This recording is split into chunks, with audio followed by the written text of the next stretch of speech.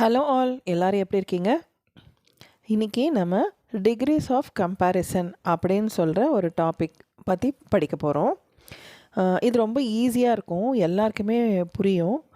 அதனால் active voice passive voice எவ்வளோ கஷ்டமாக இருந்ததோ அதை விட ரொம்ப ஈஸியாக இருக்க ஒரு டாபிக் இது. ஓகேவா? இப்போது புது வியூவர்ஸ் எல்லாருமே இதை பார்த்துட்டிங்கன்னா அடுத்து சப்ஸ்கிரைப் பண்ணி பெல் ஐக்கான் கிளிக் பண்ணிக்கோங்க. அப்போ தான் நம்ம ஷார்ட்ஸ் வீடியோஸ் போடும்போது உங்களுக்கு நோட்டிஃபிகேஷன் வரும். ஒரு நாள் விட்டு ஒரு நாள் ஷார்ட்ஸ் வீடியோ போடுற அந்த வேர்ட்ஸ் எல்லாமே ஒரு நோட் புக்கில் எழுதி வச்சுக்கோங்க. நீங்கள் ஸ்போக்கன் இங்கிலீஷ் கற்றுக்க விரும்பணும்னு நினைக்கிறீங்க அப்படின்னா Day 1 வீடியோலேருந்து பாருங்கள். அப்போ தான் வந்து ஒரு டாப்பிக்காக நம்ம சொல்லி கொடுத்துட்டு வரும்போது உங்களுக்கு புரியும், ஈஸியாக பேச ஆரம்பிக்கலாம். ஓகேவா? இப்போது இன்றைக்கி சப்ஜெக்ட்குள்ளே போயிடலாம். இப்போது இந்த டிகிரிஸ் ஆஃப் கம்பேரிசன் அப்படின்றது என்னென்னா, ஒரு பார்ட் ஆஃப் செஷனில் நம்ம வந்து இது மாதிரி இது இருக்குது, இவங்க மாதிரி இவங்க இருக்காங்க, இவங்கள போலவே இவங்க இருக்காங்க அப்படின்னு சொல்கிறது ஒரு செட் ஆஃப் டிகிரி. அடுத்த செட் ஆஃப் டிகிரி என்ன அப்படின்னா, அதை விட இது கொஞ்சம் பெட்டர் அப்படின்னு சொல்கிறது. அதுக்கு அடுத்தது இதுதான்ப்பா பெஸ்ட்டு அப்படின்னு சொல்கிறது. இந்த 3 மட்டும் மைண்டில் வச்சுக்கோங்க. அதாவது 2 நவுனை வந்து கம்பேர் பண்ணலாம். எப்படி அப்படின்னா, இப்போது ஒரு பையன் இன்னொரு பையன், ஓகே, ரவி ராஜா, இவங்க 2 பேரும் ஒரே மாதிரியாக அறிவாக இருக்காங்க அப்படின்னு சொல்லணும் அப்படின்னா அது பாசிட்டிவ். இவனை மாதிரியே இவனை போலவே இவன் அப்படின்னு சொல்கிறது. இல்லை 2 விஷயங்களை கம்பேர் பண்ணி சொல்கிறது, இந்த கேக் டேஸ்ட்டே தான்ப்பா இந்த கேக்கும் இருக்குது அப்படின்னு சொல்கிறது. 2 விஷயத்தை கம்பேர் பண்ணுறது. இல்லை அடுத்தது என்னென்னா, நிறைய விஷயம் இருந்து அதில் ஒன்று மட்டும் பெஸ்ட்டாக செலக்ட் பண்ணுறது, இல்லை ஒஸ்ட்டாக செலக்ட் பண்ணுறது. இப்போ நிறைய பேர் இருக்காங்க, அவங்க நிறைய பேரில் இந்த ஒரு பையன் தான்ப்பா ரொம்ப புத்திசாலி அப்படின்னு சொல்கிறது. இதுதான் வந்து டிகிரிஸ் ஆஃப் கம்பேரிசன். அப்போது எதை குறிக்குதுன்றது தான் இப்போ பார்க்க போகிறோம். பாசிட்டிவ்ன்றது என்னென்னா, இது போல் இது இருக்குது அப்படின்னு சொல்கிறது பாசிட்டிவ். கம்பேரிட்டிவ் அப்படின்றது இதை விட இது பெட்டராக இருக்குது அப்படின்னு சொல்கிறது கம்பேரிட்டிவ். 2 மட்டும்தான் 2 திங்ஸை வந்து கம்பேர் பண்ணி சொல்கிறது. அடுத்தது சூப்பர்லேட்டிவ்ன்றது இது எல்லாத்தையும் விட இது ரொம்ப நல்லா இருக்குது, இல்லை இது எல்லாத்தையும் விட இது ரொம்ப மோசமாக இருக்குது, அந்த மாதிரி எல்லாத்தையும் வச்சு கம்பேர் பண்ணுறது சூப்பர்லேட்டிவ். இப்போ புரியுதா? இன்னும் எக்ஸாம்பிள் பார்த்தா உங்களுக்கு தெளிவாக புரிஞ்சிடும். இப்போ பாசிட்டிவ்ன்றது ஒரு திங் இல்லை 2 திங், அதாவது திங் 1 அண்ட் திங் 2 2 பொருளை வச்சோ, இல்லை நவுன் 1 அண்ட் நவுன் 2 2 நவுனை வச்சோ கம்பேர் பண்ணி சொல்கிறது. கம்பேரிட்டிவ்ன்றது திங் 1 அண்ட் திங் 2 தான், ஆனால் இதை விட இது பெட்டர், இதை விட இது மோசம் அப்படின்னு சொல்கிறது. சூப்பர்லேட்டிவ் ஆல் திங்ஸை வச்சு கம்பேர் பண்ணி இது பெஸ்ட் இல்லை வஸ்ட்டுன்னு சொல்கிறது. இல்லை ஆல் நவுன்ஸ் வச்சு கம்பேர் பண்ணி இவங்க பெஸ்ட்டு இவங்க வஸ்ட் அப்படி சொல்கிறது. இதுதான் வந்து டிகிரிஸ் ஆஃப் கம்பேரிசன். மேலே சென்டென்ஸ் பாருங்கள். 2 நவுன்களையோ அல்லது 2 விஷயங்களையோ அல்லது பலவற்றையோ ஒப்பிட்டு சொல்வது தான் இந்த டிகிரிஸ் ஆஃப் கம்பேரிசன். இப்போ எக்ஸாம்பிள் பார்க்கும்போது உங்களுக்கு இன்னும் தெளிவாக புரியும். ஓகேவா? இந்த டிகிரிஸ் ஆஃப் கம்பேரிசன்லேயே அட்ஜெக்டிவ் வச்சு பண்ணுறதும் இருக்குது, அட்வர்ப் வச்சு கம்பேர் பண்ணுறதும் இருக்குது. இன்றைக்கி நம்ம பார்க்க போகிறது வெறும் அட்ஜெக்டிவ் வச்சு நம்ம கம்பேர் பண்ணி பார்க்க போகிறோம். அட்ஜெக்டிவ்னால் என்னன்னு ஏற்கனவே சொல்லியிருக்கேன். நம்ம நவுன் எப்படிப்பட்டது அப்படின்னு விவரித்து ஒரு சொல் சொல்லுது அப்படின்னா அந்த சொல் வந்து அட்ஜெக்டிவ்னு சொல்லி கொடுத்துருக்கேன். நம்மளோட ஃபஸ்ட்டு லெசனே அதுதான் இருந்துச்சு. இப்போது இங்கே வந்து டால் அப்படின்றது அட்ஜெக்டிவ், ஷார்ட் அப்படின்றது அட்ஜெக்டிவ். அந்த இதில் பாசிட்டிவில் நான் கொடுத்துருக்கிறது எல்லாமே அட்ஜெக்டிவ் தான். ஏன்னா ஒரு பையன் உயரமாக இருக்கானா, குள்ளமாக இருக்கானா, இந்த பொருள் பெருசாக இருக்கா, சின்னதாக இருக்கா அப்படின்னு அந்த நவுனு எப்படி இருக்குது அப்படின்றத விவரித்து சொல்கிற சொற்கள் தான் இது எல்லாமே. அதனால் இது வந்து அட்ஜெக்டிவ்ஸ். இப்போ பாசிட்டிவ் அப்படின்ற தலைப்பு கீழே நான் எழுதியிருக்கிறது எல்லாமே அட்ஜெக்டிவ்ஸ்.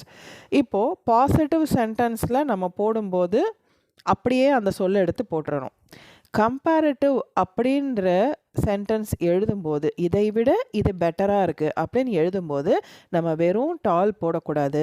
இந்த கம்பேரிட்டிவ்க்கு கீழே அந்த வார்த்தைக்கு நேராக என்ன இருக்கோ அதை தான் போடணும். இப்போ புரியாது, எக்ஸாம்பிள் பார்க்கும்போது கண்டிப்பாக புரியும். அடுத்தது சூப்பர்லேட்டிவ் அப்படின்றதுக்கு கீழே டாலஸ்ட் இருக்குது பாருங்கள். இப்போ நம்ம சூப்பர்லேட்டிவ் சென்டென்ஸ் எழுதுகிறோம் அப்படின்னா அதில் இந்த டாலும் எழுதக்கூடாது, டாலரும் எழுதக்கூடாது. டாலஸ்ட் அப்படின்ற இந்த சொல்ல தான் எடுத்து எழுதணும். இதுக்கு மீனிங்ஸ் எல்லாம் லெஃப்டில் கொடுத்துருக்கேன், நீங்கள் பார்த்துக்கோங்க. இப்போது short, shorter, shortest, big, bigger, biggest, small, smaller, smallest, இது எல்லாமே நீங்கள் மனப்பாடம் பண்ணி வச்சுக்கலாம். இப்போது எந்த மாதிரி சொல் வந்தால் எதுக்கு வந்து இஎஸ்டி சேர்க்கணும், எதுக்கு வந்து மோர் பியூட்டிஃபுல் போடணும் அப்படின்ற ரூல்ஸ் எல்லாம் இருக்குது. ஆனால் அது எல்லாமே நீங்கள் குழப்பிக்கிட்டீங்க அப்படின்னா உங்களுக்கு வந்து ஸ்போக்கனுக்கு அப்படின்னும் போது அப்படியெல்லாம் யோசிக்க வேண்டாம். இந்த மாதிரி இதை மெமரைஸ் பண்ணி வச்சுக்கிட்டாலே நீங்கள் யூஸ் பண்ணிக்கலாம். உங்களுக்கே போக போக தெரிஞ்சிடும். ஓகேவா? மேக்ஸிமம் வந்து இஆர், இஎஸ்டி வர மாதிரி தான் அதிக வேர்ட்ஸ் நம்ம வந்து யூஸ் பண்ணுவோம். இப்போ small, smaller, smallest, bright, brighter, brightest, bold, bolder, boldest, cold, colder, coldest, இந்த மாதிரி சில விஷயங்கள். குட் வந்தால் பெட்டர், பெஸ்ட், பேர்டு வந்தால் பேட் வந்தால் வர்ஸ், வஸ்ட், இப்படி சில வார்த்தைகள் மாறும். சில வார்த்தைகள் வந்து பியூட்டிஃபுல், மாடர்ன் அப்படிலாம் வருது அப்படின்னா மோர் பியூட்டிஃபுல், மோஸ்ட் பியூட்டிஃபுல் அப்படி மாறும். மாடர்னா மோர் மாடர்ன், மோஸ்ட் மாடர்ன். ஸோ இந்த மாதிரி சில வார்த்தைகள் நீங்கள் கற்றுக்கிட்டிங்கன்னா அப்புறம் போக போக நீங்கள் பேச ஆரம்பிக்கும் போது நிறைய வேர்ட்ஸ் நீங்கள் கற்றுக்கிட்டு வைப்பீங்களே, அப்போ வந்து உங்களுக்கு பழகிடும். ஓகேவா? இப்போது இதெல்லாம் மனப்பாடம் பண்ணி வச்சுக்கோங்க. நான் அடுத்த செஷன்லேயும் இன்னும் கொஞ்சம் வேர்ட்ஸ் கொடுக்குறேன், அதையும் நீங்கள் மனப்பாடம் பண்ணி வச்சுக்கலாம். ஓகேவா? இப்போது இதை எப்படி யூஸ் பண்ணுறது அப்படின்றது தான் பார்க்க போகிறோம். இப்போது ஃபார்முலா வந்து நான் நெக்ஸ்ட் பேஜில் கொடுத்துருக்கேன். இந்த பேஜை ஃபஸ்ட்டு வாசித்து காட்டிடுறேன். நெக்ஸ்ட் பேஜில் உங்களுக்கு ஃபார்முலா கொடுத்துருக்கேன். எப்படி நீங்கள் அதை எழுதணும் அப்படின்றத புரிஞ்சுப்பீங்க. இப்போது இதை நான் சொல்கிறத மட்டும் கேட்டுக்கிட்டே வாங்க. பாசிட்டிவ் சென்டென்ஸ் வந்து கீழே பாருங்கள் லெஃப்டில், இது போல் இது உள்ளது அப்படின்னு சொல்கிறது தான் பாசிட்டிவ். இப்போது கார்த்தி இஸ் டால் அப்படின்னு ஒரு சென்டென்ஸ் இருக்குது. அது கூட வந்து இன்னொருத்தரை கம்பேர் பண்ணுறாங்க. இப்போ ஜோசப்ன்றவரை கம்பேர் பண்ணுறாங்கன்னு வச்சுக்கோங்களேன். கார்த்தி இஸ் டால் தான் யூஸ் பண்ணோம். பாசிட்டிவில் நம்ம அந்த 3 காலம் பார்த்தோம் இல்லையா, அதில் பாசிட்டிவ் சென்டென்ஸ்க்கு பாசிட்டிவ் அப்படின்றதுக்கு கீழே என்ன இருக்கோ அட்ஜெக்டிவ் அதை தான் எடுத்து இங்கே போடணும். ஸோ கார்த்தி இஸ் போட்டோம், டால் போடுறோம், ஜோசப் போட்டுரும். ஆனால் இந்த பாசிட்டிவ் சென்டென்ஸில் அந்த அட்ஜெக்டிவ்க்கு முன்னாடி ஒரு ஆஸ் போடணும், பின்னாடி ஒரு ஆஸ் போடணும். ஆஸ் டால் ஆஸ் அப்படின்னு சொல்லணும். அப்போ கார்த்தி ஜோசப் போல் உயரமானவன், அவனும் உயரமாக இருக்கான், இவனை மாதிரியே அவன் உயரமாக இருக்கான் அப்படின்னு சொல்கிறது. அடுத்து கம்பேரட்டிவ் பாருங்கள், இதை விட இது எப்படி இருக்குது அப்படின்னு சொல்கிறது தான். இப்போது இங்கே வந்து கார்த்தி இஸ் நம்ம என்ன அட்ஜெக்டிவ் யூஸ் பண்ணணும், அந்த கம்பேரிட்டிவ் காலம்க்கு கீழே இருக்கிறது தான் யூஸ் பண்ணோம். ஏன்னா ஒருத்தரை விட ஒருத்தர் பெட்டரா இல்லையான்னு நம்ம கம்பேர் பண்ணுறோம். அப்போ கார்த்தி இஸ் டாலர் போட்டுட்டு கம்பேரிட்டிவில் எப்போதுமே தேன் வரணும். விட, கார்த்தியை விட, ஷெரீஃபை விட, ஜோசஃபை விட அப்படின்னும் போது தேன் போடணும். So Karthi is taller than Sharif, Karthi ஷெரீஃபை விட உயரமானவன். அடுத்தது சூப்பர்லேட்டிவ் பாருங்கள், இது அத்தனையும் விட இதுதான் அப்படின்னு சொல்கிறது சூப்பர்லேட்டிவ். இப்போது இதில் வந்து எந்த அட்ஜெக்டிவ் எடுக்கணும், நம்ம கம்பேரிட்டிவ் எடுக்கக்கூடாது, பாசிட்டிவ்க்கு கீழே இருக்க வேர்ப் அட்ஜெக்டிவ் எடுக்கக்கூடாது. லாஸ்ட்டில் சூப்பர்லேட்டிவ்க்கு கீழே என்ன அட்ஜெக்டிவ் இருக்கோ அதை தான் எடுக்கணும். அப்போது கார்த்தி வகுப்பில் இருக்க எல்லாரையும் விட அவன் தான் ஹைட்டு அப்படின்னு சொல்கிறோம் இல்லையா, அப்போது கார்த்தி இஸ் த டாலஸ்ட். இந்த சூப்பர்லேட்டிவ் அட்ஜெக்டிவ் எடுத்து போடுறோம் அப்படின்னா மறக்காமல் அதுக்கு முன்னாடி த அப்படின்ற வார்த்தையை போட்டுடணும். அப்போ Karthi is the tallest in the class, வகுப்பில் அவன்தான் ஹைட் உயரமானவன் அப்படின்னு சொல்கிறது. இப்போ நம்ம ஃபார்முலா பார்க்கும்போது நீங்கள் எப்படி இந்த சென்டென்ஸை ஃபார்ம் பண்ணணும் அப்படின்றத புரிஞ்சுப்பீங்க. ஓகேவா? இதில் மெயினாக நம்ம ஞாபகம் வச்சுக்க வேண்டியது ஆஸ், 2 ஆஸ் வரும் பாசிட்டிவில், தேன் வரும் கம்பேரிட்டிவில், தி வரும் சூப்பர்லேட்டிவில், அவ்வளோதான். ஓகே, இப்போது ஃபார்முலா பாருங்கள். மேலே ஒரு எக்ஸாம்பிள் கொடுத்துருக்கேன். Coffee is as hot as tea. அதாவது காஃபி டீ மாதிரியே சூடாக இருக்குது, ரெண்டுமே ஒன்று தான். இல்லை காஃபி போல் டீ சூடாக இருக்குது, அதுதான் அர்த்தம். இப்போது 2 திங் எடுத்திருக்கோம், ஒன்று காஃபி, ஒன்று டீ. Thing 1, thing 2. இப்போது எப்படி ஃபார்முலா வருது பாருங்கள். திங் 1 வந்து ஃபஸ்ட்டு எழுதிடுறோம், அப்புறம் அதுக்கு பக்கத்தில் வேர்ப் வரணும். ஓகே, அது பக்கத்தில் வேர்புன்றது பி வேர்ப் இங்கே எடுத்துக்கோங்க. அடுத்து ஆஸ் போடணும். வேர்பு வந்த உடனே ஆஸ் போட்டுடணும். அது பக்கத்தில் அட்ஜெக்டிவ் போட்டுடணும். அட்ஜெக்டிவ் நம்ம என்ன பார்த்துருக்கோம்? பாசிட்டிவ் சென்டென்ஸ்னால் பாசிட்டிவ் அட்ஜெக்டிவ், கம்பேரிட்டிவ்னால் அதுக்கு கீழே இருக்க அட்ஜெக்டிவ், சூப்பர்லேட்டிவ்னால் அதுக்கு கீழே இருக்க அட்ஜெக்டிவ் எடுத்து போட்டுடணும். ப்ளஸ் உடனே ஒரு ஆஸ் போடணும். இந்த அட்ஜெக்டிவ்க்கு 2 பக்கமும் ஆஸ் இருக்கணும் பாசிட்டிவ் சென்டென்ஸில். கடைசியாக திங் 2 எதை வந்து ஒப்பிடுறோமோ அது இருக்கணும். இப்போ சென்டென்ஸ் பாருங்கள். திங் 1ல் காஃபி போட்டோம், வேர்புக்கு இஸ் போட்டுட்டோம், ஆஸ் அப்படியே எடுத்து போட்டுட்டோம். அட்ஜெக்டிவில் பாசிட்டிவ் காலம்க்கு கீழே வெறும் ஹாட் தான் இருக்கும், அதை எடுத்து போட்டுட்டோம். திருப்பி ஒரு ஆஸ் போட்டுட்டோம். திங் 2 டீ போட்டுட்டோம். So coffee is as hot as tea. எல்லாத்தையுமே இதுதான் ஃபார்முலா பாசிட்டிவ்க்கு. கம்பேரிட்டிவ்க்கு 2 விஷயத்தை கம்பேர் பண்ணி இதை விட இது கொஞ்சம் நல்லாயிருக்கு அப்படின்னு சொல்கிறது. இப்போது இந்த எக்ஸாம்பிளில் coffee is hotter than tea, அதாவது டீயை விட காஃபி சூடாக இருக்குது அப்படின்னு சொல்கிறாங்க. ஸோ திங் 1 ஃபஸ்ட்டு எழுதிடுறோம். காஃபி, வேர்புக்கு இஸ் போட்டுடுறோம். இங்கே வந்து ஆஸ் போடாமல் அட்ஜெக்டிவ் போட்டுடணும். அதுவும் கம்பேரிட்டிவ் காலம்க்கு கீழே இருக்க அட்ஜெக்டிவ் போடணும். கண்டிப்பாக அதுக்கு அடுத்த சொல் உடனே தேன் தான் போடணும். அதுக்கப்புறமா நமக்கு திங் 2 என்ன இருக்கோ அதை போட்டுடணும். ஓகேவா? இப்போது காஃபிக்கு காஃபி எழுதிட்டோம் திங் 1ல். வேர்புக்கு இஸ் போட்டாச்சு. அட்ஜெக்டிவ்க்கு கம்பேரிட்டிவ் காலம்க்கு கீழே ஹாட்டுக்கு நேராக என்ன இருக்கோ ஹாட்டர் இருக்கும், அதை போட்டுட்டோம். உடனே ஒரு தேன் போட்டுடணும். அப்புறமா திங் 2 போட்டுடணும். இப்போது சூப்பர்லேட்டிவ், இது அத்தனையும் விட இது எப்படி இருக்குது அப்படின்னு சொல்கிறது. So coffee is the hottest of all drinks. இப்போது அங்கே ஒரு கடையில் டீ இருக்குது, போன்விட்டா இருக்குது, ஹார்லிக்ஸ் இருக்குது, காஃபி இருக்குது, மில்க் இருக்குது, எல்லாமே இருக்குது. ஆனால் அத்தனை ட்ரிங்க்ஸையும் விட காஃபி தாங்க சூடாக இருக்குது, வேணுமா அப்படின்னு கேட்கும்போது இந்த மாதிரி யூஸ் பண்ணணும். இப்போது திங் 1 ப்ளஸ் வேர்ப் இஸ் போட்டுறோம். இங்கே என்ன சொன்னேன்? த கண்டிப்பாக போடணும். வேர்பு போட்ட உடனே த போட்டுருங்க. போட்டுட்டு இந்த சூப்பர்லேட்டிவ் காலம்க்கு கீழே இருக்கிற அட்ஜெக்டிவ் எழுதணும். ஹாட்டுக்கு நேராக என்ன இருக்கோ அதை எழுதணும். அது ஹாட்டஸ்ட்டு. அடுத்தது இங்கே ஏன் ஆப்ஜெக்ட் போடுறோன்னா, ஏன்னா திங் 2 மட்டும் கம்பேர் பண்ணல, இங்கே நிறைய திங்ஸை கம்பேர் பண்ணி அதில் இது ரொம்ப பெஸ்ட்டாக இருக்குது, சூடாக ரொம்ப அதிகமாக இருக்குது அப்படின்னு சொல்லும்போது அதை வந்து நம்ம ஆப்ஜெக்டாக எடுத்துக்கணும். ஆஃப் ஆல் ட்ரிங்க்ஸுன்றது ஆப்ஜெக்ட். அதை அப்படியே எடுத்து இங்கே போட்டுருங்க. ஓகேவா? இப்போது இந்த சென்டென்ஸ் படித்து பாருங்கள். Coffee is the hottest of all drinks. புரியுதா? இப்போது எக்ஸாம்பிள் பார்க்கும்போது உங்களுக்கு இன்னும் தெளிவாக புரியும். பாருங்கள். Green ball is as big as red ball. பச்சை பந்து சிவப்பு பந்தை போல் பெரியது. இதுவும் பெருசாக இருக்குது, அதுவும் பெருசாக இருக்குது. இப்போ ஃபஸ்ட்டு திங் 1 எழுதிட்டோம். அடுத்து வேர்பில் இஸ் போட்டுட்டோம். அப்புறம் ஒரு ஆஸ் போட்டுட்டு பாசிட்டிவ் அட்ஜெக்டிவ் போட்டு திருப்பி ஒரு ஆஸ் போட்டு திருப்பி நம்ம திங் 2 போட்டுட்டோம். ஃபார்முலா படி அப்படியே வந்துடுச்சா? இப்போ அடுத்தது பாருங்கள். Winter is Coulter than summer. Coulter, coldest. அப்போது கோல்டர் தான் கம்பேரிட்டிவ்க்கு கீழே இருக்கும், கோல்டுக்கு நேராக. இப்போது அதை எப்படி எழுதணும் அப்படின்னா, வின்டர்னா பனிக்காலம், சம்மர்னா கோடைக்காலம். கோடைக்காலத்தை விட பனிக்காலம் குளிர்ச்சியானது, இதை தான் சொல்கிறாங்க. ஸோ வின்டர் போட்டுட்டோம், திங் 1 போட்டுட்டோம். அடுத்து இஸ் போட்டுட்டோம் வேர்புக்கு. கோல்டர் அப்படின்றது கம்பேரிட்டிவில் எழுத வேண்டியது, அதை போட்ட உடனே தேன் போடணும். அடுத்து சம்மர். இப்படி தான் சென்டென்ஸ் ஃபார்ம் பண்ணணும்.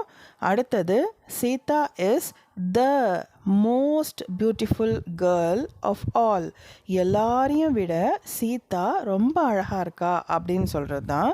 ஸோ சீதா வந்து ஃபஸ்ட்டு நம்ம நவுனு கம்பேர் பண்ணும்போது போட்டுட்டோம் noun.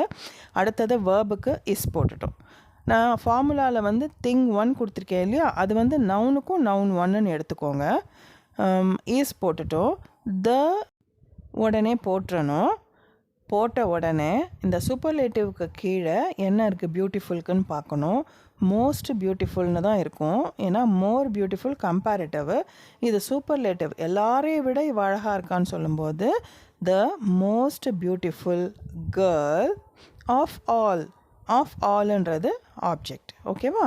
So Sita is the most beautiful girl of all. இதுதான் சூப்பர்லேட்டிவ். இப்போ உங்களுக்கு ஓரளவுக்கு இது புரிஞ்சிருக்கும், டிகிரிஸ் ஆஃப் கம்பேரிசன். இந்த வீடியோவோட கடைசியில் ஹோம்ஒர்க் கொடுத்துருக்கேன். அதில் எப்படி கொடுத்துருக்கேன் அப்படின்றத வந்து நான் உங்களுக்கு லாஸ்ட் பேஜ் வரும்போது நான் சொல்கிறேன். அதுக்கு நடுவில் நம்ம இன்றைக்கி 2 கன்ஜங்ஷன்ஸ் பார்க்க போகிறோம். ஓகேவா? ஒன்று வந்து ஹென்ஸ் அப்படின்ற ஒரு சொல் எப்போ யூஸ் பண்ணுவோம் அப்படின்றதையும், ஆஸ் அப்படின்ற கன்ஜங்ஷன் வந்ததுன்னா அது எப்படி யூஸ் பண்ணோம் அப்படின்றதையும் இப்போ நம்ம பார்க்க போகிறோம். இப்போது the teacher is not satisfied with my marks, hence I should study well. இப்போது ஹென்ஸ்னால் எனவேன்னு அர்த்தம். இந்த ஃபஸ்ட் எக்ஸாம்பிள் இப்போ தான் வாசித்தேன். இப்போ நீங்களாம் என்ன நினைக்கலான்னா, இந்த மாதிரி சென்டென்ஸ் கொடுத்துட்டாங்கன்னா எங்களுக்கு அதை புரிஞ்சிக்க தெரியுது. இப்போ இந்த சென்டென்ஸ் நான் வாசித்தேன்னா உங்களால் அது புரிஞ்சிக்க முடியும். ஆனால் இந்த கன்ஜங்ஷன் யூஸ் பண்ணி எப்படி சென்டென்ஸ் ஃபார்ம் பண்ணுறது அப்படின்றது எங்களுக்கு தெரியல அப்படின்னு நீங்கள் நினைப்பீங்க. கண்டிப்பாக இது எல்லாருக்கும் இருக்கும். இப்போது நம்ம வந்து ஒரு கொஸ்டின் செஷன் இருக்குது. அந்த கொஸ்டின்ஸ் எப்படி ஃபார்ம் பண்ணணும் அப்படின்றது ஒரு செஷன் இருக்குது. அதோடு வந்து இந்த ஷுட்டு, மஸ்ட்டு, கேன் இது 3 எங்கே யூஸ் பண்ணணும் அப்படின்ற ஒரு செஷன் இருக்குது.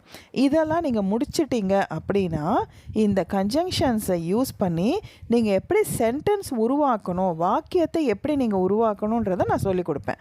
அதனால் இப்போ வந்து நம்ம இதுக்கு என்ன அர்த்தம், இது வந்ததுன்னா எப்படி புரிஞ்சிக்கணும் அப்படின்றத இப்போ கற்றுக்கோங்க. அந்த செஷன்ஸ் முடிஞ்சதுக்கு அப்புறமா நம்ம டைரக்ட் இன்டைரக்ட் ஸ்பீச் போகிறதுக்கு முன்னாடியே நான் வந்து சென்டென்ஸ் ஃபார்மேஷன் கன்ஜங்ஷன்ஸ்க்கு எப்படி யூஸ் பண்ணுறது அப்படின்னு நான் சொல்லித்தருவேன். ஓகேவா? இந்த ஃபஸ்ட்டு சென்டென்ஸில் ஆசிரியர் எனது மதிப்பெண்களில் திருப்தி அடையவில்லை, எனவே நான் நன்றாக படிக்க வேண்டும்.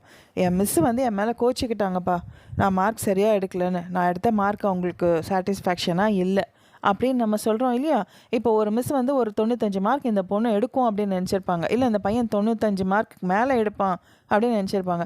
ஆனால் ஏதோ ஒரு சூழ்நிலை அந்த பிள்ளை வந்து ஒரு 75, 80 எடுத்துட்டாங்கன்னு வச்சுக்கோங்களேன். அவங்க சொல்லுவாங்க, எனக்கு வந்து நீ எடுத்த மார்க் போதுமானதாக இல்லை, ஐ am not satisfied with you அப்படின்னு சொல்லுவாங்க. அந்த மாதிரி சூழ்நிலையில் அந்த ஸ்டூடெண்ட் வந்து, இல்லை எங்கள் மிஸ்ஸு வந்து எனக்கு ரொம்ப வருத்தப்பட்டாங்க, அவங்களுக்கு சாட்டிஸ்ஃபேக்ஷனாக இல்லை மார்க்கு, அதனால் வந்து நான் நல்லா படிக்கணும் அப்படின்னு சொல்கிறாங்கன்னு வச்சுக்கோங்களேன். அப்போ வந்து இந்த ஹென்ஸ் யூஸ் பண்ணோம். இப்போ ஹென்ஸ் அப்படின்றது அதனால் அப்படின்றதோடையும் அர்த்தமாக எடுத்துக்கலாம், எனவே அப்படின்னு அர்த்தமாக எடுத்துக்கலாம். இப்போ எப்படி ஸோ போட்டோம் அதே மாதிரி தான் இதுவும். ஓகேவா? இப்போ வந்து ஹென்ஸ் யூஸ் பண்ணும்போது முக்கியமாக அந்த வார்த்தைக்கு முன்னாடி ஒரு செமிகோலன் போடணும். செமிகோலன்னா என்ன தெரியும் இல்லையா? ஒரு புள்ளி மேலே வச்சுட்டு கீழே ஒரு கமா போடுறது. நான் போட்டிருக்கேன் பாருங்கள். வித் மை மார்க்ஸ்க்கு அப்புறமா அந்த பங்க்சுவேஷன் தான் கொடுக்கணும். ஏன் அப்படின்னா அது ரூல். ஹென்ஸ் போடும்போது இப்படி தான் போடணும் அப்படின்னு ரூல். இப்போ நம்ம ஸோ போடும்போது ஃபுல் ஸ்டாப் வச்சுட்டு அப்புறமா ஸோ எழுதி கம்மா போடுறோம் இல்லையா? அந்த மாதிரி இந்த இதுக்கு வந்து இந்த பங்க்சுவேஷன் ரொம்ப முக்கியம். இப்போது த டீச்சர், ஆசிரியர், இஸ் சாட்டிஸ்ஃபைட்னா திருப்தி ஆயிட்டாங்கன்னு அர்த்தம். இஸ் நாட் சாட்டிஸ்ஃபைடு அப்படின்னா திருப்தி ஆகலை அப்படின்னு அர்த்தம். எதனால் திருப்தி ஆகலை அப்படின்ற கேள்வி கேட்டால் அதுக்கு ஒரு ஆன்சர் வரும் இல்லையா? அதுதான் மார்க்கு. யாருடைய மார்க்கு? என்னுடைய மார்க்கு. அப்போ மை மார்க்ஸ் போட்டுட்டோமா? இப்போது இந்த வித்து ஏன் போடுறோம் அப்படின்னா, எப்போவுமே சாட்டிஸ்ஃபைடு அப்படின்னு வரும்போது அது கூட வித்து தான் யூஸ் பண்ணி மேக்ஸிமம் சென்டென்சஸ் வரும். இப்போ வந்து மதிப்பெண்களில் அப்படின்னு சொல்லும்போது not satisfied in my marks அப்படின்னு நம்ம கொலோக்கியலாக பேசிக்கலாம். கிராமட்டிக்கலாக எழுதும்போது சாட்டிஸ்ஃபைடு வித்து போடுவோம். சில பேர் சொல்லுவாங்க I am not satisfied about your marks அப்படின்னு. ஆனால் அது வந்து பேசுவாங்க, ஆனால் இப்படி பேசுகிறது தான் ரொம்ப கரெக்டு. இதை வந்து நீங்கள் ஹிண்ட்ஸ் டு பி ஃபாலோடுன்னு நம்ம ஒரு 10 பேஜ் ஒதுக்கி வச்சுருப்போம் இல்லையா நோட் புக்கில், அதில் இதையும் ஒரு ஹிண்ட்டாக போட்டு சாட்டிஸ்ஃபைடு வந்தால் பக்கத்தில் வித்து போடணும் அப்படின்னு எழுதி வச்சுக்கோங்க. ஓகேவா? இப்போது the teacher is not satisfied with my marks, என்னோடய மார்க்ஸில் அவங்க திருப்தி அடையலை. ஹென்ஸ் எனவே, அதனால் ஐ ஷுட் ஸ்டடி வெல், நான் நல்லா படிக்கணும். வெல்னா நல்லா, ஸ்டடினா படிக்கிறது, படிக்கணும் அப்படின்னு சொல்கிறோம் இல்லையா? அதுக்கு தான் அந்த ஷுட்டு போடுவோம். அது எப்படி யூஸ் பண்ணுறதுன்றதை நான் தனி செஷனில் சொல்லி தருவேன். இப்போது ஹென்ஸ் எதுக்கு யூஸ் பண்ணுறோன்றது புரிஞ்சிடுச்சா? இப்போது அடுத்த சென்டென்ஸ் பாருங்கள். ஐ லாஸ்ட் மை பென், நான் என்னோடய பேனாவை தொலைச்சிட்டேன். Lost. Hence I bought a new one. ரெண்டுமே பாஸ்ட் டென்ஸ் தான். இந்த டென்ஸ் எப்படி கண்டுபிடிக்கிறது, நம்ம எப்படி ஃபார்ம் பண்ணுறதுன்றதை நம்ம ஃபார்மேஷன் சென்டென்ஸ் உருவாக்குற செஷனில் நான் சொல்லி தருவேன் கன்ஜங்ஷன்ஸ் யூஸ் பண்ணி. இப்போது வந்து எப்படி புரிஞ்சுக்கிறதுன்னு மட்டும் கற்றுக்கோங்க. So I lost my pen. நான் பேனாவை லாஸ்ட் தொலைச்சிட்டேன். Hence I bought a new one. அதனால் நான் புதுசு வாங்கினேன்னு சொல்கிற மாதிரி, எனவே புதியது ஒன்று வாங்கினேன். நியூ ஒன் அப்படின்னா புதியது அப்படின்னு சொல்லுவோம். நியூனா புதுசு, நியூ ஒன்னா புதுசாக ஒன்று வாங்கினேன். ஏன்னா திருப்பி அந்த பேனான்றது சொல்லாமல் புதுசாக ஒன்று வாங்கினேன், அந்த பேனான்ற அர்த்தம் நம்மளே புரிஞ்சுப்போம். ஐ பாட் எ நியூ ஒன்னா நான் புதுசு ஒன்று வாங்கிட்டேன்ப்பா அப்படின்னு சொல்கிறது. அதனால் நியூ ஒன். இப்போது ஐ missed the bus and hence I came late. இங்கே டிஃப்ரென்ஸ் பாருங்கள். மேலே நம்ம செமிகோலன் அந்த புள்ளி வச்சு கம்மா போட்டோம் இல்லையா, அந்த பங்க்சுவேஷன் போட்டால் அண்ட் போட மாட்டோம். ஆனால் இப்போ அந்த மார்க் இல்லாமல் நம்ம ஹென்ஸை யூஸ் பண்ணும்போது அண்ட் போட்டு யூஸ் பண்ணிக்கலாம். இப்போ நீங்கள் மேலே இருக்கிறதையும் அதே மாதிரி கூட யூஸ் பண்ணிக்கலாம். I lost my pen and hence I bought a new one அப்படியும் போட்டுக்கலாம். I missed the bus and hence I came late. நான் பஸ்ஸை மிஸ் பண்ணிட்டதுனால லேட்டாக வந்தேன் அப்படின்னு சொல்கிறது. இதே இது நீங்கள் மேலேயும் அப்படி யூஸ் பண்ணிக்கலாம். The teacher is not satisfied with my marks and hence I should study well அப்படி யூஸ் பண்ணலாம். ஒன்று செமிகோலன் போட்டுட்டு ஹென்ஸ் போடணும், இல்லைனா செமிகோலன் எடுத்துகிட்டு அண்ட் போட்டு ஹென்ஸ் போடணும். புரியுதா? இப்போ அந்த லாஸ்ட் சென்டென்ஸோட அர்த்தம் பாருங்கள். நான் பேருந்தை தவற விட்டு விட்டேன். ஐ மிஸ்ட் த பஸ். எனவே நான் தாமதமாக வந்தேன். And hence I came late. புரியுதா? இப்போ அடுத்தது பாருங்கள். ஆஸ் யூஸ் பண்ணுறது.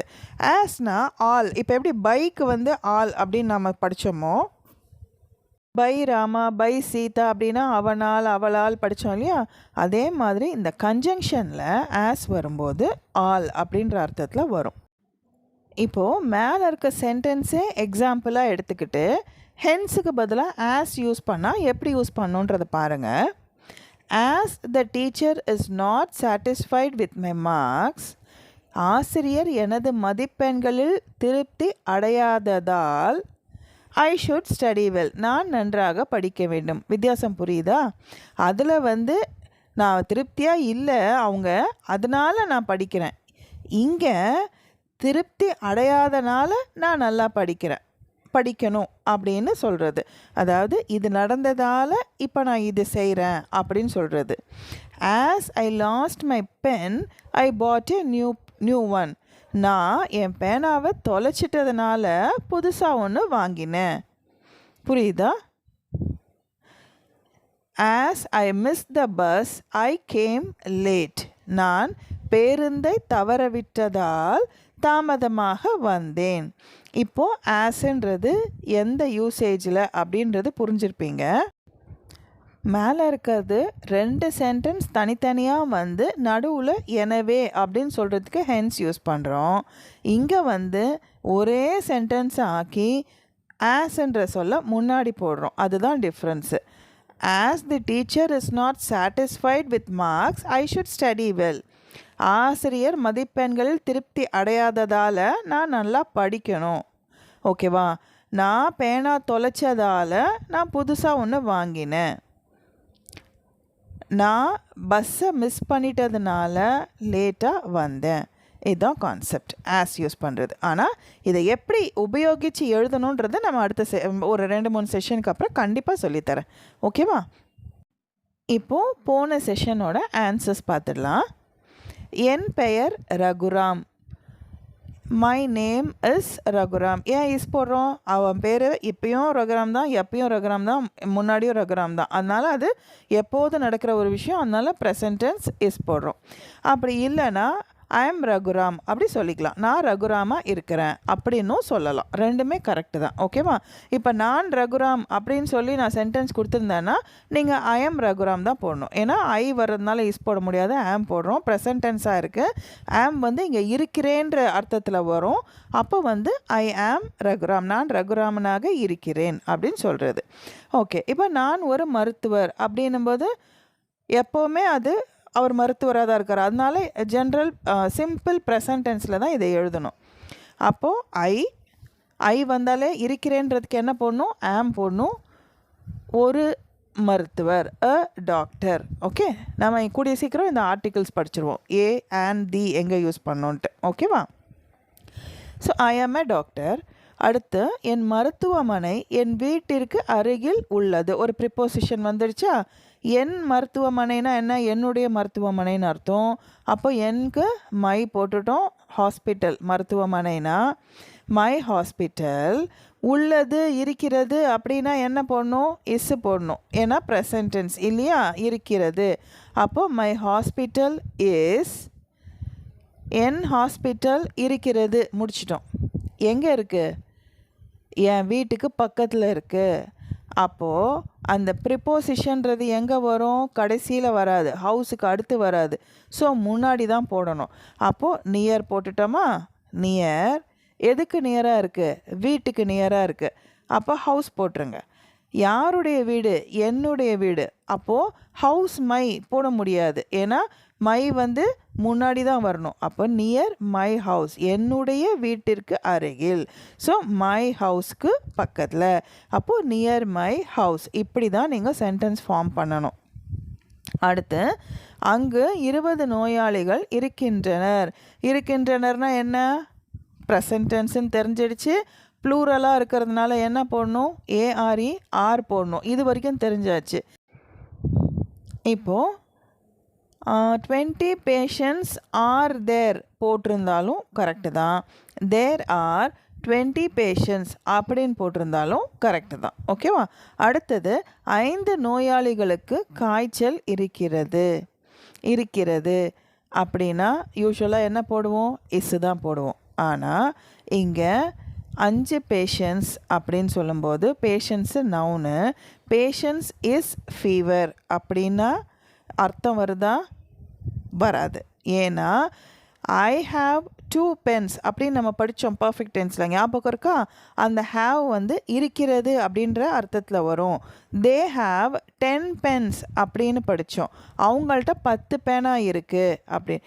இந்த மாதிரி அவங்கிட்ட ஏதோ ஒன்று இருக்குது அப்படின்னு சொல்லும்போது ஹாவ் யூஸ் பண்ணணும்.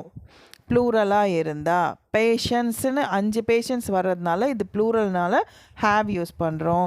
இதே வந்து ஒரே ஒரு பேஷண்ட்டுனா has. This patient has fever, he has fever அப்படி சொல்கிறது. ஓகேவா? இப்போ 5 பேஷண்ட்ஸ் ஹாவ் ஃபீவர். நம்ம பேசும்போது தே ஹாவ் காட் ஃபீவர் அப்படின்னு சொல்லுவோம். அதுவும் கரெக்டு தான். ஓகே. நேற்று 2 நோயாளிகளுக்கு இருமல் இருந்தது. அப்போது எத்தனை நோயாளிகள்? 2 பேஷண்ட்ஸ். என்ன இருந்தது? இருமல் இருந்தது. அப்போது இருந்தது அப்படின்றது வாஸ். அதனால் ஃபஸ்ட்டு வாஸ் போட்டுருங்க. இங்கே நவுன் என்ன வரும்ன்றதை பாருங்கள். ஒரு பேப்பரில் ஃபஸ்ட்டு எழுதுங்க நோட்டில். இப்போ இருந்ததுன்றதுக்கு நீங்கள் நான் சொல்ல எழுதி பாருங்கள். இருந்ததுன்றதுக்கு நீங்கள் வாஸ் போட்டிங்க. என்ன இருந்தது அப்படின்னு கேள்வி கேட்குறீங்க. அதுக்கு காஃப், இருமலுக்கு காஃப் போட்டுறீங்க. COUGH வந்து காஃப்னு படிக்கணும். அப்போது வாஸ் காஃப் யாருக்கு இருந்தது அப்படின்னா 2 நோயாளிகளுக்கு. ஓகே. அப்போது 2 பேஷண்ட்ஸ். என்னைக்கு? நேற்று. எஸ்டர்டே போட்டோமா? அப்போ இங்கே நவுனே கிடையாது பார்த்தீங்களா? Was cough for 2 patients yesterday அப்படின்னும் போது இங்கே நவுன் இல்லாதனால அந்த மாதிரி இடங்களில் என்ன போட சொல்லியிருக்கேன்? There. So there was cough. Cough இருந்தது யாருக்கு? 2 பேஷண்ட்ஸ்க்கு. For 2 patients yesterday. இப்போது தேர் வாஸ் காஃப் 2 பேஷண்ட்ஸுன்னு நீங்கள் நினைக்கலாம். ஏன்னா நோயாளிகளுக்கு அப்படின்னும் போது 2 தானே வரும் அப்படின்னு நீங்கள் யோசிக்கலாம். இந்த மாதிரி இத்தனை பேருக்கு இது இருந்துச்சுன்னு சொல்லும்போது ஃபார் யூஸ் பண்ண நீங்கள் பழகிக்கணும். அந்த சிச்சுவேஷனுக்கு தகுந்த மாதிரி சில இடங்களில் ஃபார் போட பழகிக்கணும். அது எந்த மாதிரி இடம்லாம் அப்படின்றது நான் இன்னும் ஒரு 4 செஷனுக்கு அப்புறம் உங்களுக்கு ஹிண்ட், அதாவது க்ளூ வேர்ட்ஸ் எல்லாமே நான் சொல்லித்தரேன். இது இந்த மாதிரி இடத்துல இப்படி வரணும் அப்படின்றத நான் சொல்லித்தரேன். ஓகேவா? அடுத்து இன்று அவர்கள் நன்றாக இருக்கிறார்கள் அப்படின்னா இங்கே யோசித்து பாருங்கள். தே வந்து நவுன் போட்டுட்டோம். இருக்கிறார்கள் தான் வேர்பு, வேறு எதுவுமே இங்கே இல்லை. அதனால ஆர் போட்டுறோம். So they are. நன்றாக அப்படின்னும் போது வெல் சொல்லியிருக்கேன். நல்லா இருக்காங்கன்றதுக்கு வெல். இன்னைக்கு today. So they are well today. அவர்கள் நன்றாக இருக்கிறார்கள். அடுத்து நாளை 3 பேர் வீட்டிற்கு போவார்கள். நாளைக்கு 3 பேர் டிஸ்சார்ஜ் ஆகுறாங்க. அப்போது 3 பேஷண்ட்ஸ். இங்கே பேருன்றது யாரை குறிக்குது? 3 பர்சன்ஸ்ன்னு போட வேண்டியதில்லை. ஏன்னா நம்ம இதை ஃபுல்லாகவே வந்து ஹாஸ்பிட்டல் பேஷண்ட்ஸை பற்றி தான் படிச்சுட்ருக்கோன்றதுனால நம்மளே புரிஞ்சுக்கிட்டு அந்த 3 பேருன்றதுக்கு 3 பர்சன்ஸ்ன்னு போடாமல் 3 பேஷண்ட்ஸுன்னு நம்மளாவே போடணும். 3 பேஷண்ட்ஸ் எங்கே போவார்கள், அதான் வேர்ப். அப்போது இனிமேல் தான் நடக்க போது வில் கோ போடணும். எங்கே போவாங்க அப்படின்ற ஆன்சருக்கு வேர்புக்கு நம்ம கொஸ்டின் கேட்டோன்னா ஒரு ஆன்சர் வரும் இல்லையா, அதை தான் வேர்பு பக்கத்தில் போடணும். நான் ஏற்கனவே சென்டென்ஸ் ஃபார்மேஷனில் சொல்லி கொடுத்துருக்கேன். So 3 patients will go home. என்னைக்கு? நாளைக்கு, டுமாரோ. புரியுதா? இப்போ இதில் உங்களுக்கு புரியாமல் இருக்கிறதுக்கு 2 விஷயந்தான். ஒன்று, அந்த 20 patients, there are 20 patients sentence சில பேருக்கு புரிஞ்சிருக்காது. சில பேருக்கு இந்த for 2 patients, there was cough, ஏன் ஃபார் போடுறோன்றது புரிஞ்சிருக்காது. ஆனால் அது ரெண்டும் வந்து நான் போக போக உங்களுக்கு எந்தெந்த இடத்துல இப்படி மாற்றி போடணுன்றதை நான் சொல்லித்தரேன். இப்போதைக்கு இது டிக் போட்டுக்கோங்க. நெக்ஸ்ட் பேஜ் பார்க்கலாம். செவிலியர்கள் மதிய உணவு சாப்பிட்டு கொண்டு இருக்கிறார்கள். செவிலியர்கள்னால் யார்? நர்சஸ். நவுன் போட்டோமா? இங்கே வந்து வேர்ப் எது பார்க்கணும்? சாப்பிட்றது. அப்போ கொண்டு அப்படின்னும் போது அது கண்டினியூஸ் டென்ஸ் ஐஎன்ஜி வந்துடணும். அப்போ சிங்குலராக ப்ளூரலான்னு பார்க்கணும்.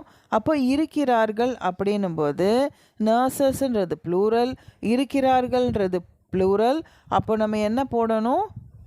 ஆர் போடணும். ஏன்னா ப்ரெசன்ட் கண்டினியூஸ் டென்ஸுன்னும் போதே ஒன்று இஸ் வரணும், இஸ் ஈட்டிங் வரணும், இல்லை ஆர் ஈட்டிங் வரணும் இல்லையா? ஏன்னா ஐ வரல இங்கே ஆம் ஈட்டிங் போடுறதுக்கு. நர்சஸ்ன்றது 3rd பர்சன் ப்ளூரல் அப்படின்னும் போது ஆர் போட்டுடணும். R eating. இப்போ இந்த மாதிரி சென்டென்ஸ் பார்க்கும்போது உங்களுக்கு டவுட் வருதுன்னா அந்த நோட் புக்கில் முன்பக்கம் திருப்பி பாருங்கள். ப்ரெசன்ட் கண்டினியூஸ் டென்ஸ் செஷன் நம்ம எழுதியிருப்போம் இல்லையா, அதை போய் பார்த்தீங்கன்னா அந்த ரூல்ஸ் பார்க்கும்போது இந்த சென்டென்ஸ் உங்களுக்கு புரிஞ்சிடும். எப்போவுமே இந்த மாதிரி டவுட் வரும்போது அந்த பேஜை திருப்பி பார்த்துக்கோங்க. ஓகேவா? இப்போது நர்சஸ் ஆர் ஈட்டிங், சாப்பிட்டு கொண்டு இருக்கிறார்கள். என்னப்பா சாப்பிட்றாங்க? மதிய உணவு அப்படின்னா லஞ்ச். ஓகே, இப்போது நர்சஸ் ஆர் ஈட்டிங் லஞ்ச் அப்படின்னும் சொல்லலாம், நர்சஸ் ஆர் ஹேவிங் லஞ்ச் அப்படின்னும் சொல்லலாம். ஏன்னா ஹேவ் லஞ்ச் அப்படின்றது நம்ம ஸ்போக்கனில் அதிகமாக யூஸ் பண்ணுவோம். ஹேவ் யுவர் லஞ்ச், சாப்பிடுங்க. Did you have your lunch, நீங்கள் சாப்பிட்டீங்களா? அது எல்லாமே நான் அந்த கொஸ்டின் ஃபார்மேஷன் இனிமேல் நம்ம படிப்போம். இப்போ வந்து இந்த மாதிரியும் சொல்லலான்றதுக்கு நீங்கள் க்ளூ எழுதி வச்சுக்கோங்க. Having lunch, eating lunch. Okay, அடுத்து நோயாளிகள் இன்னும் எதுவும் சாப்பிடவில்லை. இங்கே வந்து நம்ம கண்டினியூஸ் டென்ஸ் இப்போ ஒரு சென்டென்ஸ் பார்த்துட்டோம். இது வந்து என்ன? பிகாஸ் யூஸ் பண்ணுற சென்டென்ஸ். புரியுதா? கன்ஜங்ஷன் யூஸ் பண்ணுற சென்டென்ஸ். இப்போ நம்ம சென்டென்ஸ் பார்க்கும்போதே புரிஞ்சிடணும். ஓ, ஏனென்றால் வந்துடுச்சு. அப்போ இது 2 சென்டென்ஸு அதை ஜாயின் பண்ணியிருக்காங்க அப்படின்றது புரியணும். நோயாளிகள் வந்து இன்னும் எதுவுமே சாப்பிடலப்பா பேஷண்ட்ஸு. ஏன்னா அவங்க 11 மணிக்கு தான் ப்ரெட்டு சாப்பிட்டாங்க, அதனால் அவங்க அப்புறமா சாப்பிடுவாங்க. இதுதான் கான்செப்ட். இப்போ பாருங்கள், நோயாளிகள்ன்றது தான் வந்து நவுனுன்னு தெரிஞ்சிடுச்சு. ஸோ ஃபஸ்ட்டு சொல் வந்து பேஷண்ட்ஸ் எழுதிட்டோம். இன்னும் எதுவும் சாப்பிடல. இப்போ நோயாளிகள் எதுவும் சாப்பிடவில்லை அப்படின்னா அது பாஸ்ட் டென்ஸ். புரியுதா? ஆனால் இங்கே என்ன போட்டாங்க? இன்னும் எதுவும் சாப்பிடல. இன்னுன்றதுக்கு என்ன? எட். இந்த எட் க்ளூவேர்டு எங்கே படிச்சிருக்கோம்? பர்ஃபெக்ட் டென்ஸில் படிச்சிருக்கோம். அப்போது இன்னும் எதுவும் சாப்பிடலன்னா அவங்க இனிமேல் சாப்பிட வாய்ப்பு இருக்குது இல்லையா? பாஸ்டில் நடந்தாலும் அது ப்ரெசண்ட்டில் லிங்க் ஆகிருக்கு. ஆனால் நெகட்டிவ் சென்டென்ஸாக வந்திருக்கு. நாட்டுன்றது யூஸ் பண்ணணும், இல்லைன்றது வந்திருக்கு, சாப்பிடலை. ஸோ இதுக்கு எக்ஸாம்பிள் நான் முன்னாடியே சொல்லியிருக்கேன். நம்ம பர்ஃபெக்ட் டென்ஸ் படிக்கும்போது ஒரு பையனை ஸ்கூலில் அம்மா கூப்பிட வந்திருக்காங்க அப்படின்னா யுவர் மதர் ஹேஸ் கம் சொல்லுவோம். ஐயோ இன்னும் வரல, லேட் ஆகுது, வெயிட் பண்ணிகிட்ருக்கோம். அந்த டைமில் என்ன சொல்லுவோம்? Your mother has not come yet. அந்த எக்ஸாம்பிள் அந்த பேஜ் திருப்பி பாருங்கள். பர்ஃபெக்ட் டென்ஸு உங்களுக்கு ஈஸியாக புரிஞ்சிடும். ஸோ நம்ம அந்த பையன்கிட்ட என்ன சொன்னோம்? ஐயோ your mother has not come yet, இன்னும் வரலப்பா உங்கள் அம்மா அப்படின்னு படித்தோம். அதை ஞாபகம் வச்சுக்கோங்க. இப்போ இங்கே என்ன சொல்ல போகிறோம்? பேஷண்ட்ஸ் ஹேவ் நாட் ஈட்டன் எட், இன்னமும் சாப்பிடலை அப்படின்னும் போது, பேஷண்ட்ஸ் சாப்பிட்ருக்காங்க அப்படின்னும் போது பேஷண்ட்ஸ் ஹேவ் ஈட்டன். பேஷண்ட் சாப்பிட்ருக்கல அப்படின்னும்போது பேஷண்ட்ஸ் ஹேவ் நாட் ஈட்டன். ஏன் இதை பர்ஃபெக்ட்டுன்னு நம்ம புரிஞ்சுக்கிறோன்னா இன்னும் அப்படின்ற ஒரு சொல் வந்ததுனால இது பர்ஃபெக்ட் டென்ஸ் நம்ம புரிஞ்சுக்கணும். So patients have not eaten yet. ஏனென்றால் ஏன்னா அங்கே பிகாஸ் போடுறோம். பிகாஸ் போட்டுட்டு அடுத்த சென்டென்ஸ் பாருங்கள். அவர்களுக்கு தே போட்டுட்டோம். என்ன வேர்புன்னு தேடுங்க. சாப்பிட்டார்கள். அப்போ பாஸ்ட் டென்ஸு. ஈட்டுக்கு பாஸ்ட் டென்ஸ் ஏட்டு போட்டுருங்க. தே ஏட். என்னது? பிரெட். என்ன சாப்பிட்டாங்க அப்படின்னா பிரெட். எத்தனை மணிக்கு? 11 மணிக்கு. நான் டைம் போடும்போது ஆட் கண்ணை மூடிட்டு போடுங்கன்னு சொல்லியிருந்திருக்கேன். அப்போது at 11 AM. புரியுதா? ஏன் இங்கே 11 மணிக்குன்றது ஏஎம்னு நம்ம புரிஞ்சுக்கிறோம்? ஏன்னா அவங்க லஞ்சு சாப்பிடலன்றதுனால. அப்போ அதுக்கு முன்னாடி அவங்க என்ன சாப்பிட்ருப்பாங்க? பிரேக்ஃபாஸ்ட் தான் சாப்பிட்ருப்பாங்க. நடுவில் ஸ்நாக்ஸ் தான் சாப்பிட்ருப்பாங்க. ஸோ அந்த டைமுன்றதுனால நம்மளே அண்டர்ஸ்டாண்ட் பண்ணிவிட்டு 11 AM அப்படின்னு போடுறோம். புரியுதா? இப்போது அடுத்து அதனால் அவர்கள் அப்புறம் சாப்பிடுவார்கள். அதனாலுக்கு என்ன போடணும்? ஸோ போடணும். அவர்களுக்கு தே போட்டுட்டோம். இப்போது சாப்பிடுவார்கள்ன்றது வேர்பு. தேக்கு அப்புறம் நவுனுக்கு அப்புறம் வேர்பு தான் தேடணும். சாப்பிடுவார்கள்ன்றது ஃப்யூச்சர் டென்ஸ். அப்போது வில் ஈட் போட்டுட்டோமா? So they will eat. எப்போ? அப்புறம். அப்போ லேட்டர். அப்புறம்க்கு லேட்டர். இப்படி தான் சென்டென்ஸ் ஃபார்ம் பண்ணும். இன்னும் நம்ம ஒரு 5-6 செஷன் போனதுக்கப்புறம் ஒரு கிளாஸ்லேயும் சென்டென்ஸ் ஃபார்மேஷன் எப்படின்றத நான் கண்டிப்பாக சொல்லித்தருவேன். யாரும் அதனால் எப்படி பண்ண போகிறோன்னு யோசிக்காதீங்க. நீங்கள் பாட்டுக்கு நான் கொடுக்குறத மட்டும் ப்ராக்டிஸ் பண்ணிட்டே வாங்கலேன். முன்னாடிக்கு நீங்கள் இப்போ எப்படி இருக்கீங்க அப்படின்றத மட்டும் நீங்கள் யோசித்து பாருங்கள். கண்டிப்பாக கொஞ்சமாவது உங்களுக்கு இம்ப்ரூவ்மெண்ட் இருக்கும். இம்ப்ரூவ்மெண்ட் இருக்குது அப்படின்னா கமெண்ட்ஸில் கண்டிப்பாக தெரியப்படுத்துங்க. ஏன்னா நம்ம இத்தனை செஷன் போனதுக்கு கொஞ்சமாவது இம்ப்ரூவ்மெண்ட் இருக்குது அப்படின்னா கமெண்ட்ஸில் நீங்கள் சொன்னால் எனக்கும் சந்தோஷமாக இருக்கும். அவ்வளோதான். அதுக்கு தான் கேட்குறது. வேறு ஒன்றுமே நீங்கள் அப்ரிஷியேட்லாம் பண்ண சொல்லவே இல்லை. புரிஞ்சுதா? எஸ் ஒய்இஎஸ் எஸ் போடுங்க. அதுவும் டைப் பண்ண முடியலன்னா ஏபிசிடியில் வர்ற எஸ் போடுங்க போதும். பிக்யூஆர்எஸ் வருது இல்லையா? அந்த எஸ் ஒன்று போட்டிங்கன்னா போதும். நான் அண்டர்ஸ்டாண்ட் பண்ணிப்பேன். ஓகே இத்தனை பேருக்கு புரிஞ்சிருக்கு அப்படின்றது. ஓகேவா? அடுத்தது சென்டென்ஸ் பாருங்கள். நாளைக்கு இந்த நேரம் 3 நோயாளிகள் அவர்கள் வீட்டில் இருப்பார்கள். அப்போது இனிமேல் தான் இது நடக்க போகுது. ஸோ வில் போட போகிறோம். புரிஞ்சாச்சா? இப்போது 3 பேஷண்ட்ஸ். நாளைக்கு இந்த நேரம்ன்றது நம்ம ஸ்டார்ட் பண்ண மாட்டோம். எப்போவுமே அட் திஸ் டைம்லாம் நம்ம கடைசியாக கொண்டு போயிடுவோம். அப்போ பேஷண்ட்ஸ் தான் நவுனு. எத்தனை பேஷண்ட்ஸு? 3 பேஷண்ட்ஸுன்றது நவுனு போட்டுட்டோமா? அடுத்து இருப்பார்கள். இருக்கிறார்கள் அப்படின்னா நம்ம என்ன போடுவோம்? ஆர் போடுவோம். இருக்கிறான் அப்படின்னா இஸ் போடுவோம். இருப்பார்கள் அப்படின்னா வில் பி போடுவோம். நம்ம ஃப்யூச்சர் டென்ஸில் போய் பாருங்கள், உங்களுக்கு தெரியும். ஓகேவா? ஸோ 3 பேஷண்ட்ஸ் வில் பி எங்கே இருப்பாங்க? இப்போ 3 பேஷண்ட்ஸ் போட்டுட்டோம் நவுனு. வேர்பு இங்கே வேறு எதுவுமே இல்லை. எழுதுவான், படிப்பான், ஓடுவான், நடப்பான் எதுவுமே கிடையாது. இருப்பார்கள் கொடுத்துட்டாங்க. அப்போ நம்ம என்ன போடுவோம்? இங்கே இஸ் போடக்கூடாது, ஆர் போடக்கூடாது, வாஸ் போடக்கூடாது, வேர் போடக்கூடாது. ஏன்னா அதெல்லாம் ப்ரெசன்ட் டென்ஸ் பாஸ்ட் டென்ஸ். இது ஃப்யூச்சர் டென்ஸ் இருப்பார்கள்ன்றதுனால வில் பி போட்டுடுறோம். எங்கே இருப்பாங்க அப்படின்ற கொஸ்டின் கேட்கணும். வேர்பு போட்டோன்னே அந்த வேர்புக்கு அடுத்து ஒரு ஆன்சர் வர்ற மாதிரி ஒரு கேள்வி அங்கே நம்மளே கேட்க முடியும். கண்டிப்பாக எங்கே இருப்பாங்க? அவங்க வீட்டில். அப்போது தேர் ஹவுஸ். வீட்டில் அப்படின்னும் போது இன் சேர்க்குறோம். இன் தேர் ஹவுஸ். இன் கடைசியாக வராது ப்ரிப்போசிஷன். அப்போது அதுக்கு முன்னாடியே வந்துடும். அவர்கள் வீட்டில் அப்படின்னும் போது அந்த வீட்டுக்கு முன்னாடி இன் போட்டுறணும். In their house. எப்போப்பா? At this time. இந்த நேரம். என்னைக்குப்பா? நாளைக்கு, டுமாரோ. புரியுதா சென்டென்ஸ் ஃபார்மேஷன்? அடுத்து அவர்கள் அங்கு சந்தோஷமாக இருப்பார்கள். அவர்களுக்கு என்ன போடுவோம்? தே போடுவோம். இருப்பார்கள் இப்போ தான் நம்ம மேலே போட்டோம் இல்லையா? இனிமேல் நடக்க போகிறது future tense be verb will be போட்டுட்டோம். ஏன் அங்கே வில் பி போடுறோம்? இருப்பார்கள் அப்படின்னும் போது பி சேர்த்துக்கிறோம். அடுத்து எப்படி இருப்பாங்கப்பா? ஹாப்பியாக இருப்பாங்க. அப்போ சந்தோஷமாக ஹாப்பி. எங்கே? அங்கே. ஸோ தேர். புரியுதா? தே வில் பி ஹாப்பி தேர். இப்படி தான் சேர்த்து எழுத பழகணும். போன வாரம் லாஸ்ட் வீக் இந்த நேரம் நான் மருத்துவமனையில் இல்லை. அந்த டாக்டர் தானே இந்த விஷயம்லாம் சொல்லிக்கிட்டு இருக்காரு. அந்த ரகுராம்ன்றவர் அவர் சொல்கிறாரு போன வாரம் இந்த ஹாஸ்பிட்டலில் நான் இல்லைப்பா அப்படின்னு சொல்கிறாரு. ஸோ நவுன் எது? நான். ஐ போட்டுட்டோமா? இல்லை, மருத்துவமனையில் இல்லை. இருந்தேன்னா ஐ வாஸ். இல்லை அப்படின்னும் போது ஐ வாஸ் நாட். இது ஒரு க்ளூவில் எழுதி வச்சுக்கோங்க. I was not in hospital. மருத்துவமனையில் அப்படின்னும் போது in hospital. I was not in hospital. I was in my ஹாஸ்பிட்டல்னா அது பாசிட்டிவாக சொல்கிறது. நாட் சேர்த்துட்டதுனால இது நெகட்டிவாக சொல்கிறது. So I was not in hospital at this time, இந்த நேரம், லாஸ்ட் வீக் அப்படியும் போடலாம். போக போக நீங்கள் பழகிட்டிங்கன்னா last week at this time I was not in hospital அப்படின்னும் போடுவாங்க. ஓகேவா? அடுத்து, ஏன் இல்லை அவர் ஹாஸ்பிட்டலில்? நான் ஒரு கான்ஃபரன்ஸ்க்காக துபாய்க்கு போயிருந்தேன். நல்லா கவனிங்க. போனேன் அப்படின்னா பாஸ்ட் டென்ஸ், ஐ வெண்ட் போட்டுடலாம். ஆனால் போயிருக்கேன் அப்படின்னா போய் இருக்கிறேன் அப்படின்னும் போது perfect tense, present perfect tense. ஆனால் இவர் என்ன சொல்கிறாரு? போயிருந்தேன்ப்பா அப்படின்னு சொல்கிறாரு. சென்று இருந்தேன். சென்று இருக்கிறேன்னா have gone, I have gone சொல்லணும். சென்று இருந்தேன்னும் போது I had gone, past perfect tense. நம்ம past perfect tense chapter open பண்ணி பாருங்கள், உங்களுக்கு புரியும். ஐ ஹேட் கான் எங்கே?